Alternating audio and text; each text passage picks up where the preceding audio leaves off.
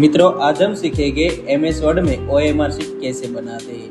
तो सबसे पहले लेआउट मेनू में जाके पेज को 2 कॉलम में विभाजित कर लीजिए। उसके बाद होम मेनू में जाके फॉन्ट कलर सिलेक्ट कर लीजिए। फॉन्ट कलर सिलेक्ट हो जाने के बाद नंबरिंग दे दीजिए। नंबरिंग देने के बाद 24D0 टाइप कीजिए।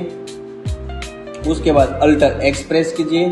उसके बाद 24D1, alter x 24D2, alter x 24D3, alter x 24D4, alter x. उसके बाद सभी को सिलेक्ट कर लीजिए। सिलेक्ट हो जाने के बाद कंट्रोल C से कॉपी कीजिए और एंटर दबा के नीचे की लाइन में चले जाइए और कंट्रोल V देके पेस्ट कर दीजिए। हम MS वर्ड में OMR शीट बना सकते हैं। ऐसा ही वीडियो देखने के लिए हमारे साथ जुड़े रहे TCT अकेडमी के साथ।